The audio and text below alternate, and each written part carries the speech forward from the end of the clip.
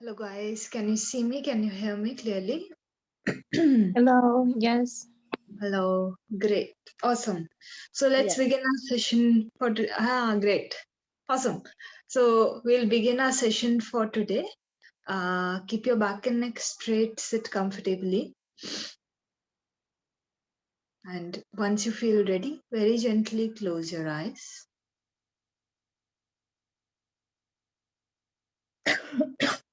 And just start observing your breath.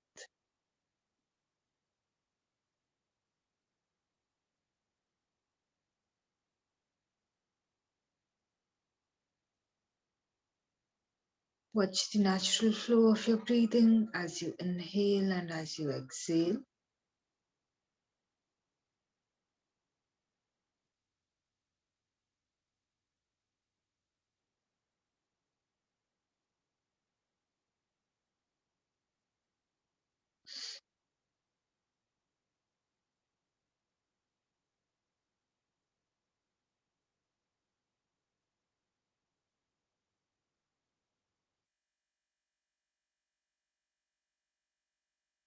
Now gently shift your attention to your body. Become aware of your posture. Check your alignment and adjust your body.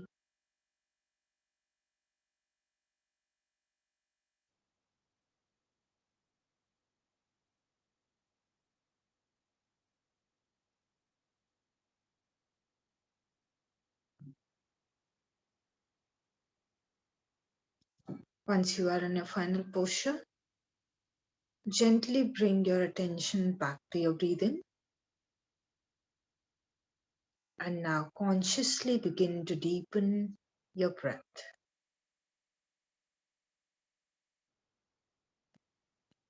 Going for slow, long and deep inhalations.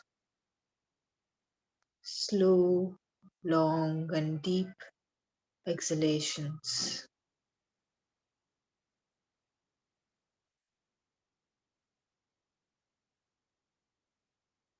Trying to breathe in as much as you can and breathe out as much as you can.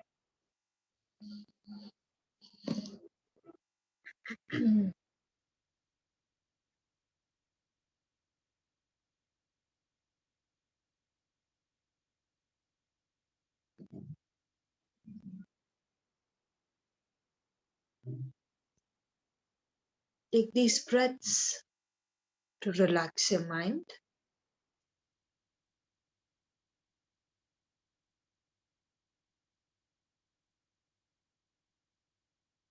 And now, after your next inhalation, hold the breath in for about 2 seconds and then go into the process of exhalation. Inhale, hold, and exhale.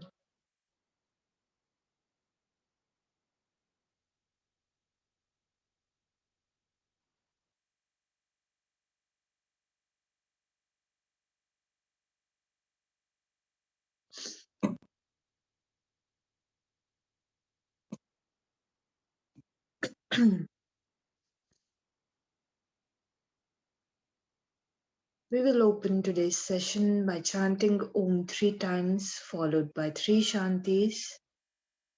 Take a deep inhalation for Om.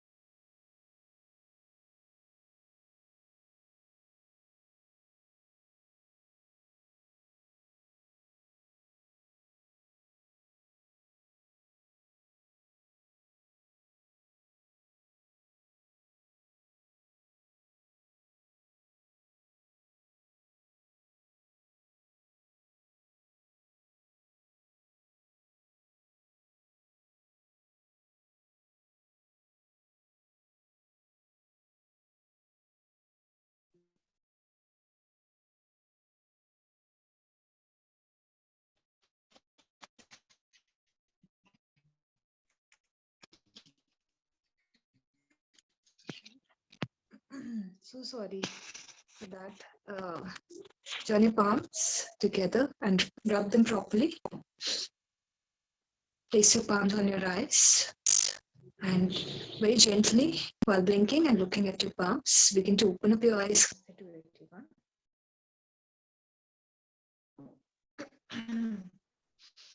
So guys, let's begin our session for today. Today is the last session for this month, both for philosophy and pranayama. And today I will also be posting certain assignments which you guys have to do. So these are not mandatory, but since you have been attending the classes, they are just like a revision kind of like activity for you. So it's up to you, right, if you want to do them or not. But I would highly recommend that you do all the assignments that we are going to post for your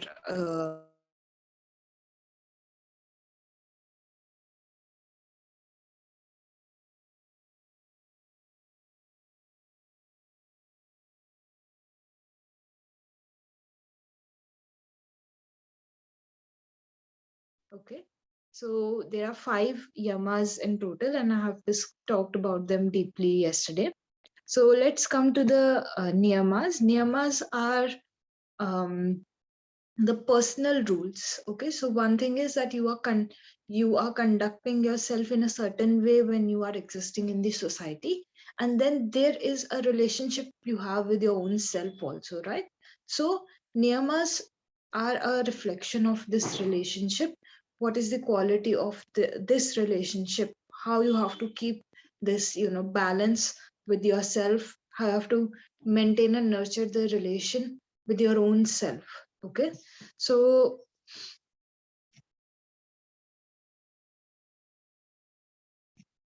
I will write down the name of all the niyamas.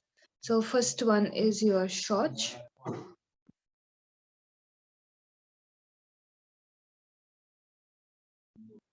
Shoch. Okay, shoch is cleanliness. Okay, SAUCHH. Sorry, SAUCHA. I'm really sorry. Cleanliness.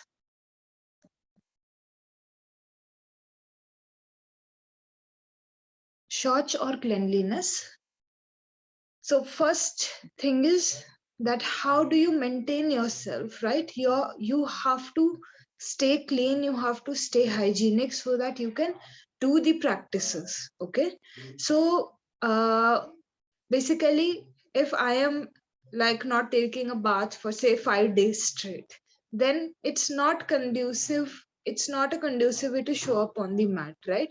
Have you ever seen when you take a bath you feel really really fresh and you feel like doing the things, right? Whatever things are lined up for you, you feel like doing them. And if you don't take a bath, even mentally, physically, you feel very very lethargic to not do the things. So shorch is very very important so that we can continue to do the things properly in our lives, right? Now, shorch is not only showing up on the body, it's the mental level also. Like I said, everything is on the physical, speech, and mental level. Just give me a second.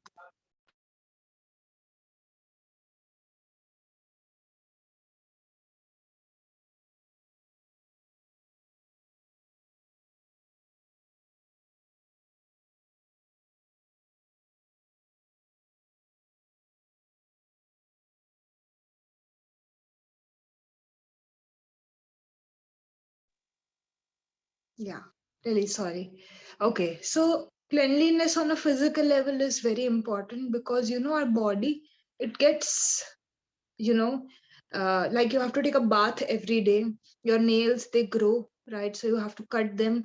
It's same when you do shatkarma, you clean your nasal passage, you clean your ears, you clean your eyes. So all of these things, they tend to get like unclean again and again. So maintaining that cleanliness will help you to maintain your practice also. First thing, it will help you to show up better for your practices. And then you will see when you keep your body clean, you become particular about this thing that some things I have to do to maintain my body, right? Then you will see that slowly your speech also, you start working on that, right? Cleansing of the speech. So right now, because you are in a yoga course, so already by default so much of your speech has gotten cleansed. And when you do mantra chanting, any kind of chanting, it doesn't have to be any Sanskrit mantra only, whatever you believe in. When you do the chanting, you see your speech is getting cleansed. And when you you know on a deeper level, you also clean the mind also. So right now your mind is getting all of this content, so it is already getting cleaned, because it could have gotten some other content which could not have been as productive as yoga, right? So cleansing on all the levels are required when you are, before you step into the yoga practices, okay? Not when you are doing the practices, but it's a prerequisite also, right? So Raj Yoga says that cleansing has to come first, and then you become ready for the practices, okay? So after Shauch, you have the next one, which I consider to be one of the most important, Santosh or contentment, okay?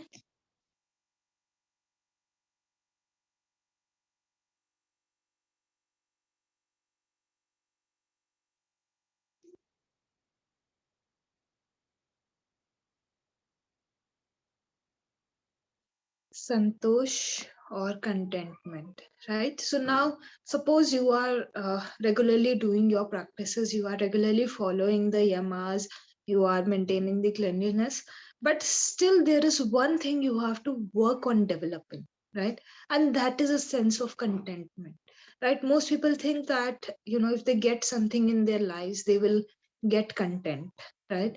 That getting that thing will give them a sense of contentment, a sense of fulfillment, basically.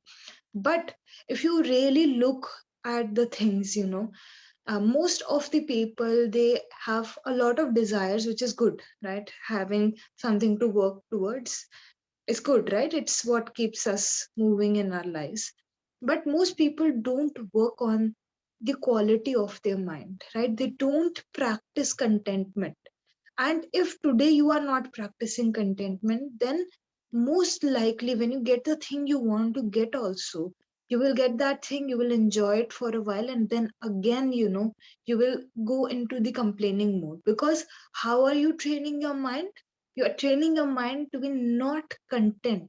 When currently you are not content with what you don't have, right? You are not content because of what you don't have. Look at the training you are giving your mind, right? You are giving a complaining kind of training to your mind, right? That a lack kind of training to your mind, that this thing is not there.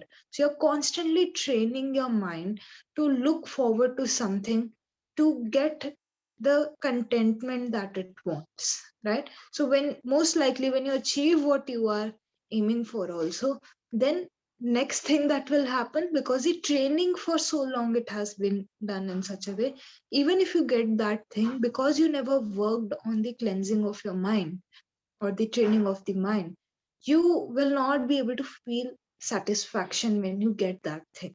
Not at least as much as you think in your head, right? So each and every day, how you are living your life, how you are training your mind, it will add drastically to how good or happy you are feeling, right? So if today, I can assure you that if today you are working on the level of your contentment, you are saying, oh, whatever I have, you're training your mind in this way, right?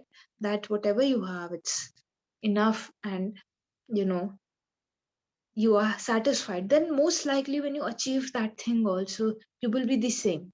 You will be content, you will be happy, and of course it will be more happiness, because you have achieved the thing you were aiming for. But my point is that the training of the mind is very, very important, right? So from today onwards, start training your mind. The more you practice contentment, the better you get at it, right? So initially it will seem very mechanical kind of job, and oh, you are trying to feel happy about whatever is there or feel satisfied, but eventually it will start showing up as your way of living only, right? So initially, maybe some practices might seem a little bit mechanical, but the real magic happens when they turn into your own behavior. And the thing is, you will not notice it, people around you will notice it. People around you would want to be around you, right? They would say that they feel better when they are around you, right? Why? Because you trained your mind in such a way. Have you ever seen if somebody is always complaining, you want to run away from them, right? Because it is something, they are constantly developing, they are constantly practicing that thing, right? So choose to practice something different, to see a different kind of result in your life, right? And it is not our fault, okay? This is also one thing I really like to emphasize on. It is not our fault. The entire society is functioning in this way, where it is making us think we are not enough as much as we are, or as much as we have. You know, how will advertising work, right? Advertising is all the time pushing the products, right, on the basis of you not having something, and then through the advertisement you feel a lack of it, and then you go ahead and buy that thing, right? So it's very important to understand this thing, no matter what you are doing currently, what you have and what you don't have. If you believe that you are not enough, then most likely you are going to continue with this belief system only, right? So from today, I don't care how much you have, how much you don't have, who you have in your life, who you don't have in your life, right? You have to start believing that you are enough, right? And this will bring such a beautiful change in your life, right? Because now you believe however much you are, it is enough.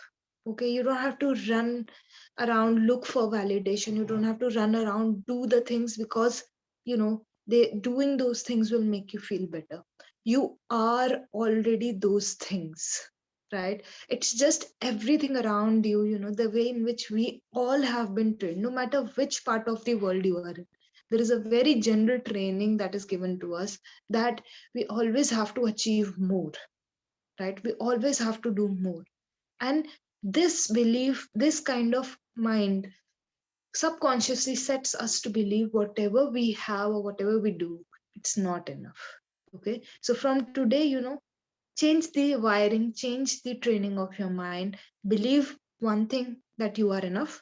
And second thing, whatever is there for you right now, including whatever you are struggling with, okay, you don't have to get rid of it, okay? It is there for a reason, okay? And you are exactly where you are supposed to be, okay? And when you will be ready, you will be somewhere else, right? Your life will change. Nothing happens out of a coincidence, okay? I am a strong believer in this thing. There is no coincidence, right? We are connected over here in a yoga class. It's not a coincidence. I don't believe that thing. I think that there is a reason why you guys are here, right?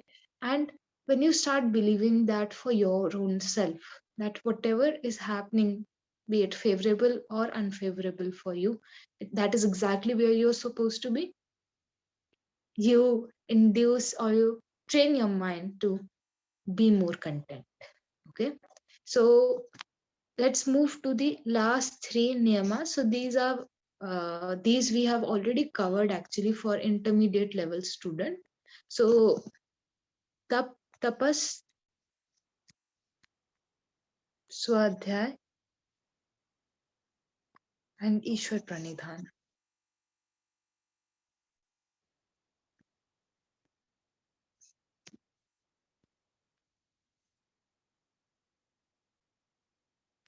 Okay, so I'm not going to spell them or separately write the English meanings. I have already covered this in, I think, 2 sessions back, right? So tapas is austerity, and for a beginner, austerity is about, again, developing their mental will, making themselves ready so that they can do the practices more diligently. Okay, and tapas, this word literally means heat. So have you ever seen, when you practice enough, there's a lot of heat that gets generated in the body, right? So tapas in all aspects is talking about this thing only. This thing that step out of your comfort zone, practice more than that, but don't cross the line. Okay.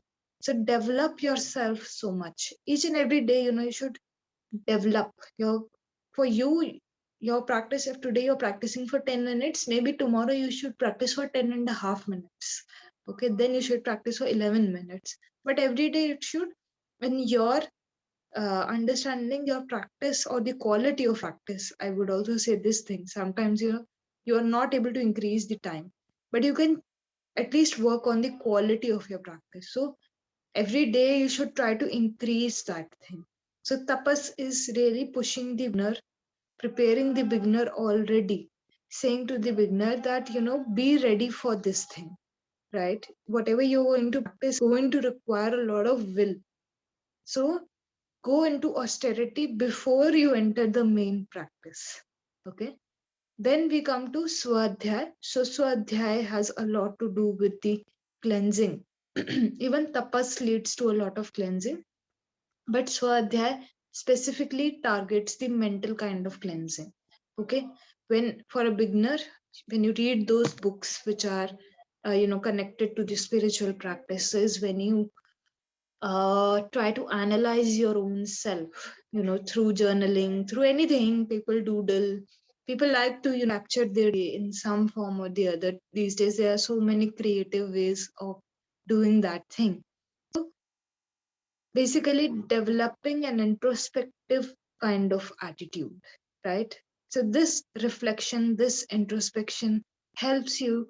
If suppose when you reflect, you realize that in your day, maybe 10 times you thought of a negative thing, right? So when you do this reflection that, oh, 10 times, or maybe even just the recognition that there was a negative thought, right, which you were repeating over the day, right? So then when you recognize this thing, at least you can consciously work towards eliminating that thing, right?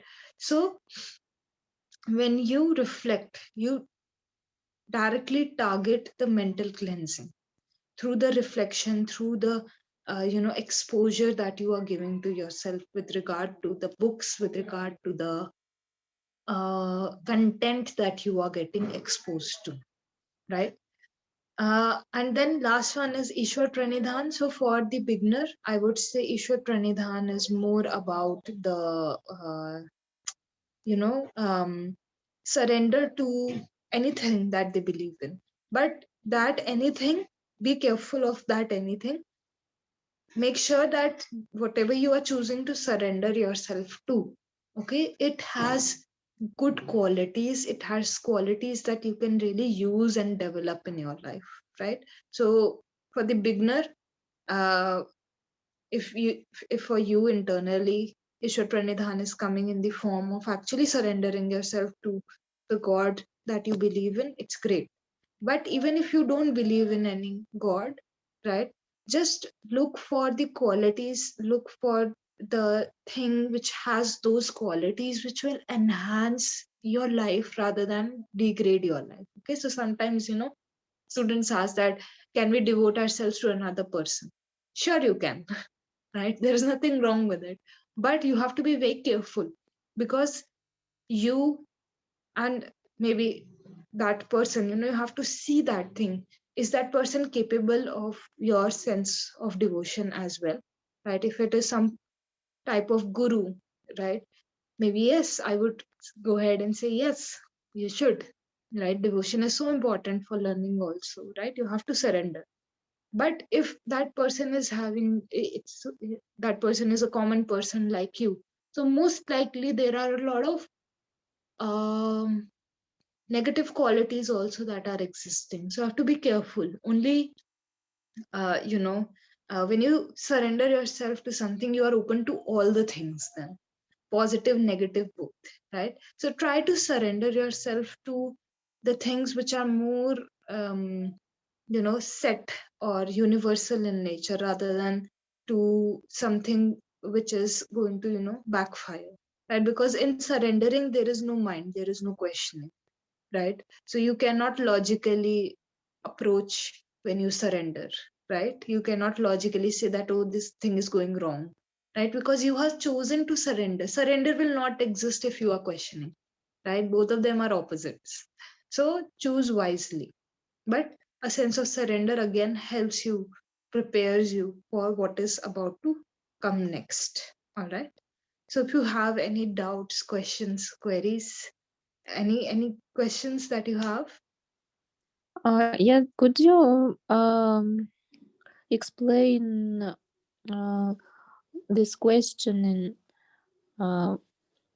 if you said if there is surrender and there is no questioning, what questioning do you mean? So, but even with surrender, should we have any kind of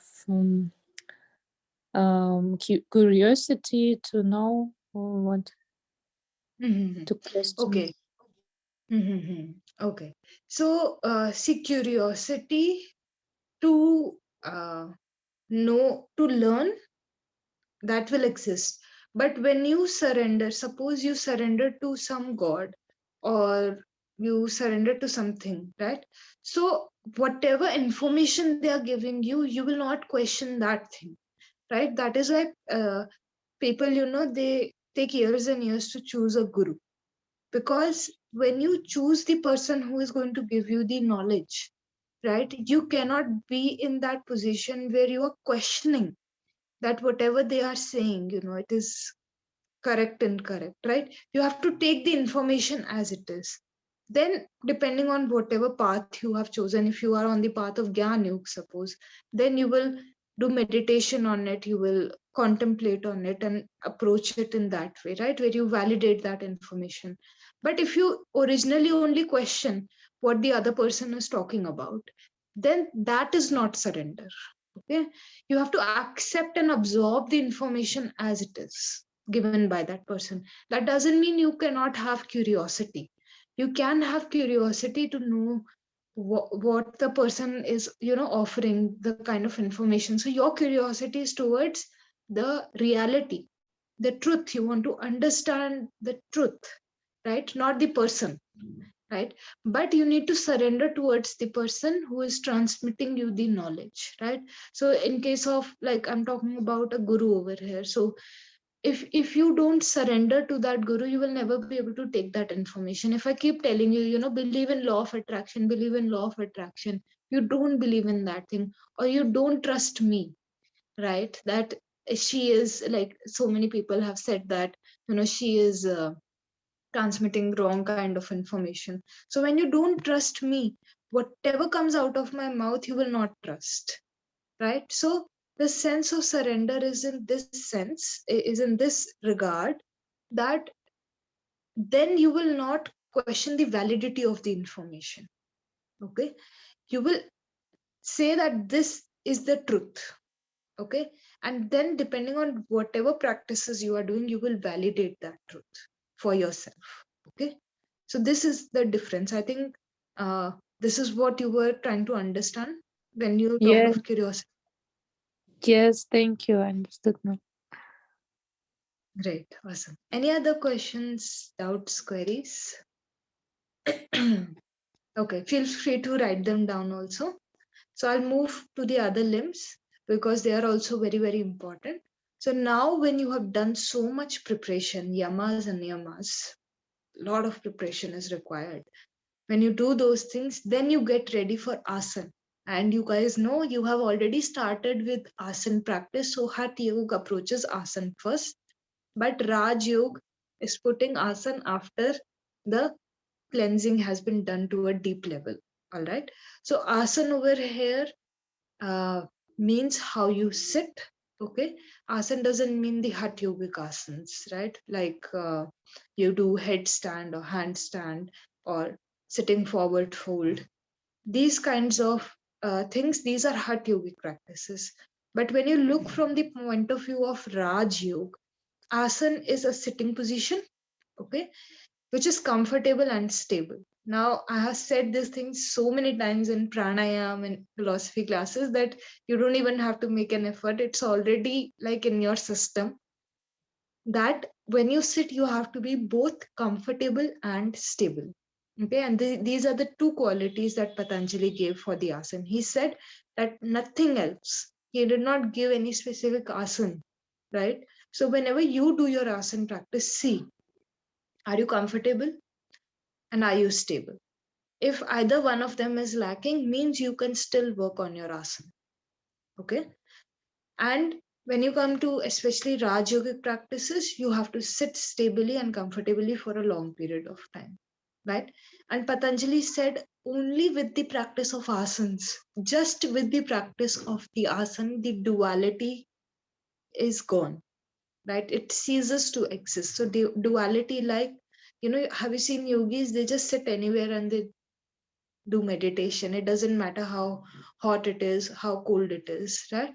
Why? Because the duality has ceased to exist. This duality where they are influenced by the changing of the season, or they are influenced by day or night.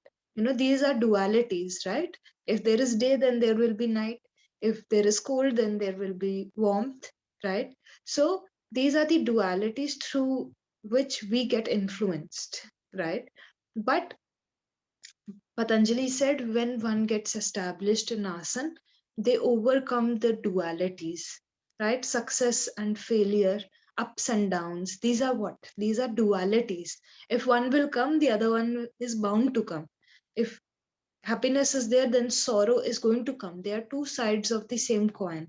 So Patanjali said that once you develop stability and you are comfortable in your posture, this duality will cease to exist, right? Which again will lead you to the pranayam practices, where again now a new sense of stability has been established, right? Before you enter the pranayam practices, you are not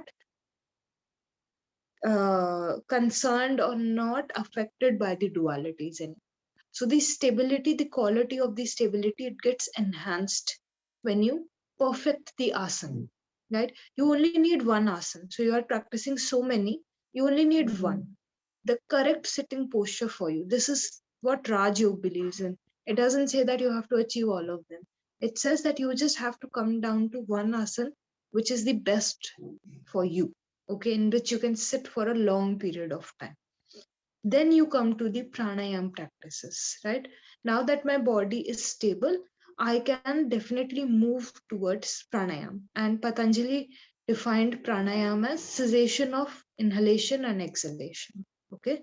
So in pranayam classes, I have elaborated more deeply on this thing in the first few introductory classes. The natural kind of retention, right? When this begins to happen, this is the goal of pranayama, right? So this natural kind of retention, how does it happen? When the inhalations and exhalations, they cease to exist, there is natural retention that is taking place. Means the final goal of pranayama has been achieved. Okay, now you don't need to do any other practices. If through the basic practices only, like I said, nadi shodhana, it has that strength that without even entering the pranayam practices, you can achieve the final goal of pranayam. So through any set of practices, when you are able to achieve this final point, this according to Patanjali is pranayam, right? Cessation of inhalation and exhalation, right? Then when this begins to happen, you go into a bridging process. So before this, all the processes, first four processes are considered to be external processes, right? Then there is a bridging point. The bridging point is the fifth stage, which is pratyahar, right? Withdrawal of senses. Pratyahar is withdrawal of the senses. So now that I have done some cleansing, my body has become stable, and I also have control over my prana, right? Then I will become ready to withdraw. Okay. So right till now, my energy was going more like of more external nature. It was going outward more. Right now, it has come to a stage where there is, withdrawal. So in pratyahar, nothing happens. The senses, they follow the mind. Okay. So right now what is happening, the mind is following the senses, right? When you see something, your mind immediately, gets a thought about it, or it is following the senses. When your senses, suppose there is some noise or there is uh, something that happens, so my sense will immediately connect with that external thing, right? And then the mind will follow. But in pratyahar, what happens is you gain so much control, right? So now you are able to bring the mind inward. Okay. When you do this thing, the senses follow, right? When the mind is inward, the external things, they don't uh, bother you that much, right? Have you ever seen this thing? If you are sitting somewhere, your mind is elsewhere, right? Even if something happens around you, you are not aware, right? You are in that imagination or whatever you are doing, right? So this was one little thing that the yogis observed, and they said that if we can shift the mind inward, we can do the practices in such a way that the mind you know draws towards the inner practices more, then the senses will follow. Okay. So pratyahar is nothing but the senses following the mind rather than the mind following the senses. So of course the yogi has the target or the aim to discover or explore themselves. So they will turn the attention inward. All right. So pratyahar is your first stage. This is the bridging stage. After you this bridge, when you cross this bridge from one side to the other, you reach the other side, right? What is going on the other side? The deep internal practices. Okay. And these deep internal practices, they are connected to one another. All right. So they are not separate from one another. They're like video games. Okay. When you cross one level of the video game, you reach, by default you reach the second level, and then by default you reach the third level. So of course in your meditation classes you would have covered all of these things in depth, but still I will just give a brief, like, uh, introduction to each limb, right? Then you come to dharana. Okay. So now earlier the mind was running after wherever the senses were running, right? And now what you do, you choose one thing on which you believe the right object for you. So for some people, some kind of meditation technique is good. For other people, some other kind of meditation technique is good. So you choose the correct object for yourself. Okay. Whichever object you find most suitable to your personality type, you find that object and you start to keep your attention on that object. So when you begin to do this thing, because your mind doesn't like to be trained, what will happen? It will break. It will try to break the attention that you are giving to that object. Okay. And this comes up how? In the form of so many other thoughts that are there in your mind, or maybe pain that develops on your body. So there are multiple things that begin to happen, right? Which will act as the perfect distraction from your object. But what do? You make the effort, you come back to the object. You make the effort, you come back to the object. So, till the time you are making the effort, you are doing the practice of dharana or concentration, right? Concentration will break again and again. It will break, then you come back, you put in the effort, right? But naturally, there will be a stage where at one point of time you're putting in the effort, and naturally you will reach a stage where it becomes effortless.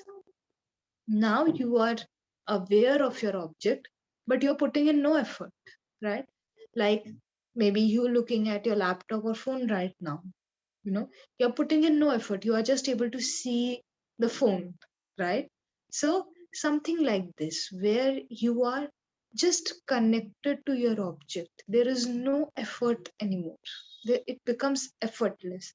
You cannot force this stage, and this stage of effortless attention is called meditation, okay, or dhyan, right? So concentration is when it is breaking.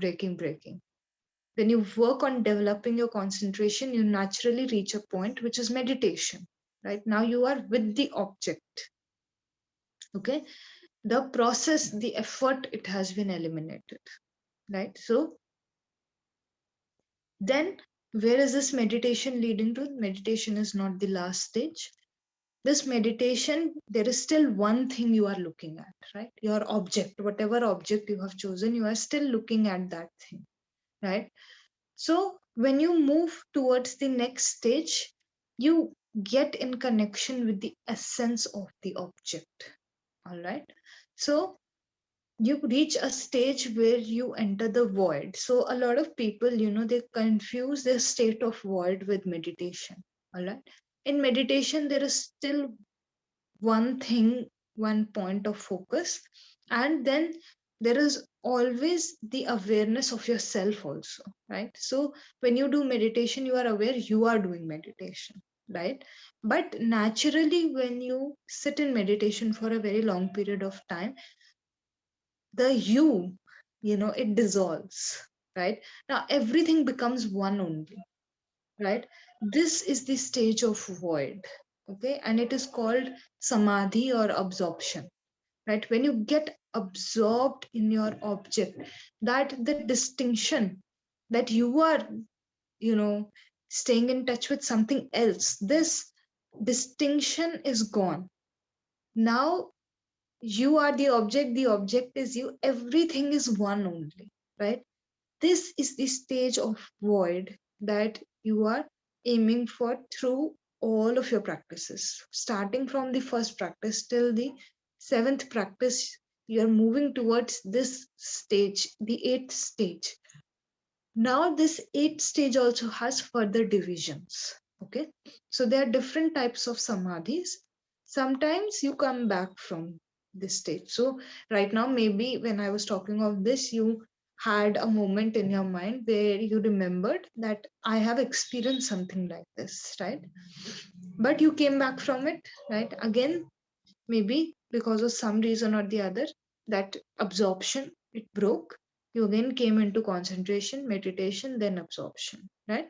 So depending on which stage you have reached in samadhi, you can either come back or there is no coming back.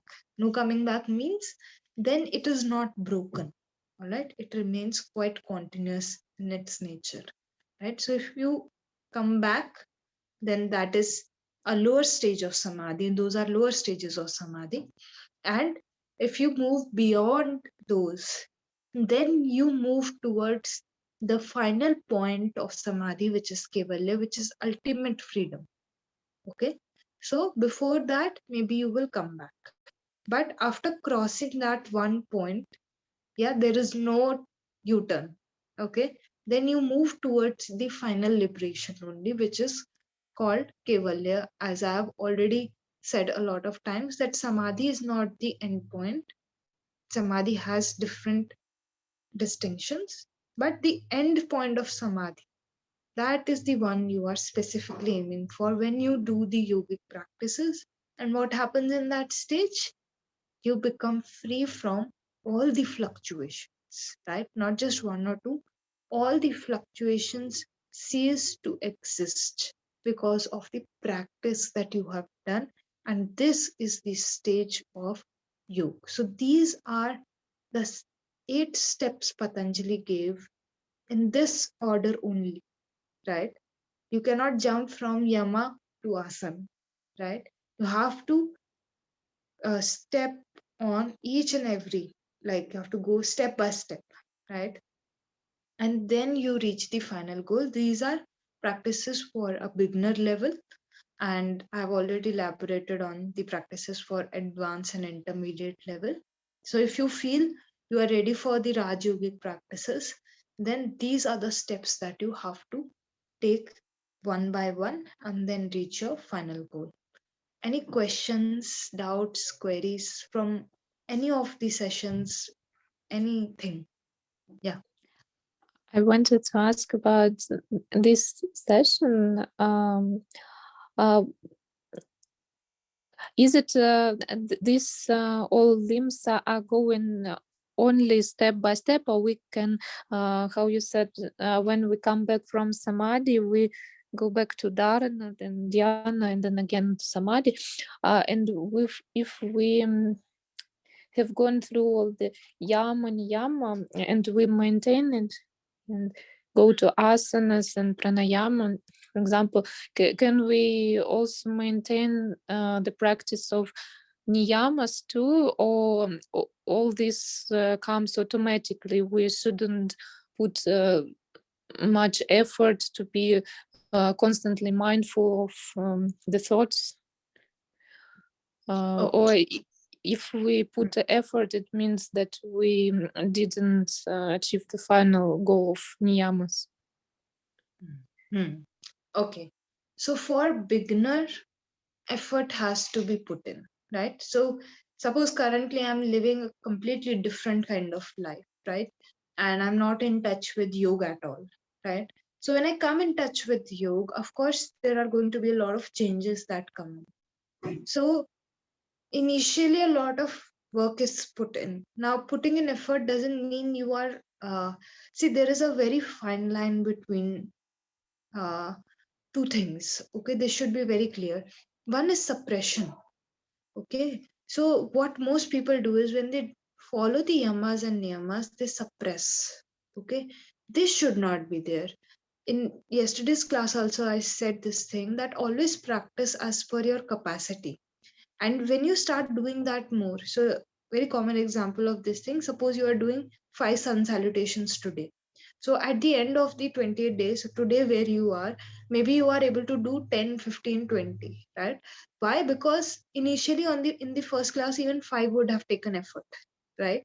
And then now coming to the 25th, 26th day, what has happened? This the effort for 5 Surya Namaskars, it's very, very less now, right? You can do more of them, right? So when you practice yamas and niyamas also, first always start with however much is feasible for you. Okay, but you keep putting in the effort. Why? Because it is hard to maintain, no? If yamas and niyamas were so easy, most of the people would be practicing Raj Yoga. But when you live in the society and you want to practice yamas and niyamas, it's difficult, right? So the effort is coming in over there, in the maintenance of your practice, not in pushing yourself too much into the practice. There is a fine line between both the things that I'm talking about, right?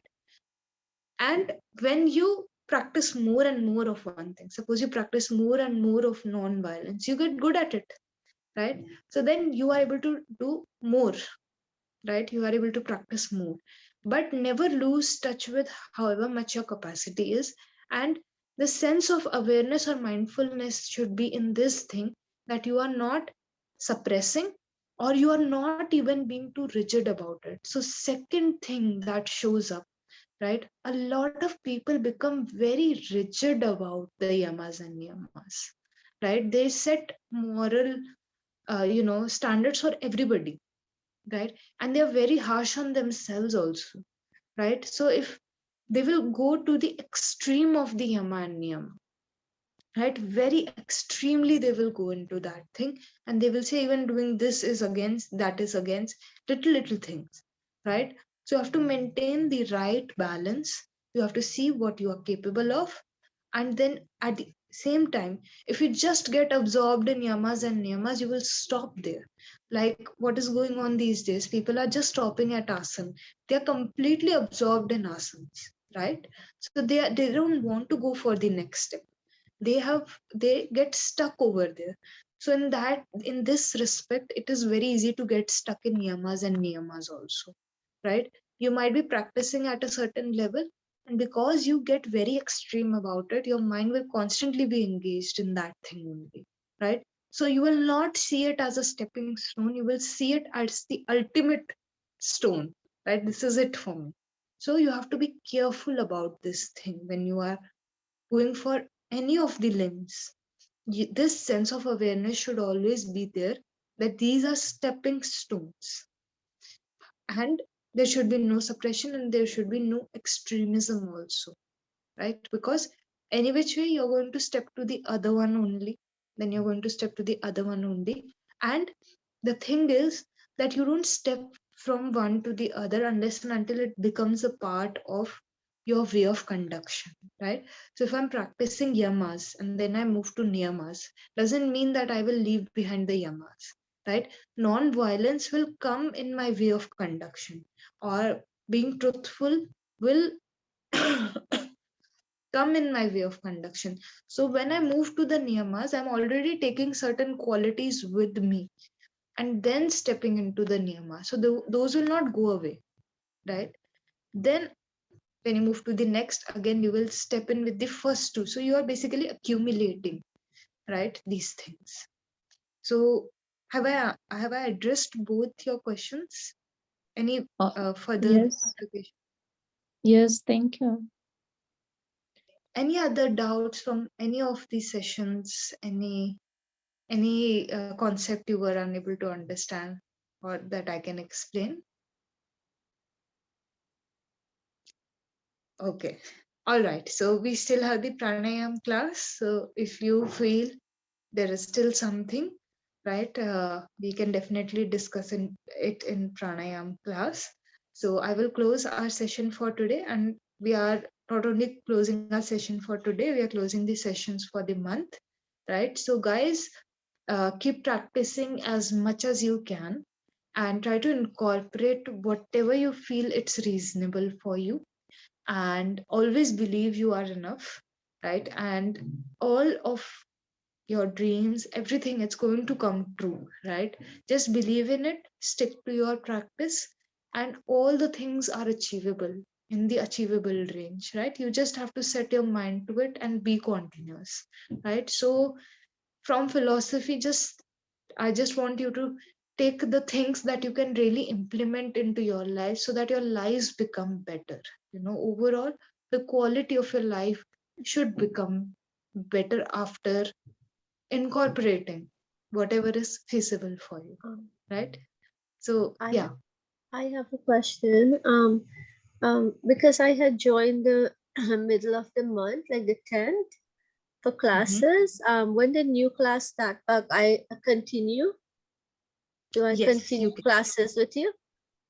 Yes, you can. Okay. So, Thank next you month so we will. much. I enjoy every session so far, and you explain everything. It's just I haven't been to pranayama for classes or meditation because of the time difference, and I'm Mhm. like after your class and Durgeshji, it's 2:30 in the morning here, and then I have to sleep to get back at 7. So I miss Ah, those other classes, and I have to try. I never attend anatomy or alignment as well. So, but I ah, watched the pre-recorded video, but I don't ah. know what to do. If you have any advice. No worries, no worries. Next month you can see what, like this time, like you have attended philosophy and therapy, most of the classes. So maybe you can sleep at this time and then you can Yeah. join for meditation and pranayam next month. So you Okay. can this, like right now, because you stay up till very very late. No, 3:30 is like too late. Yeah. So you can sleep Yeah. in early and then wake up early for pranayam and meditation. Maybe if Okay. it suits timings, or Okay. if you are available. So you can manage. I think next month Okay. you can join whatever sessions are feasible for you to join. Yeah. And one more question. What assignment you were saying we have to do? Yes, so I will post that on the group. So Okay. assignments will be given for all of your classes.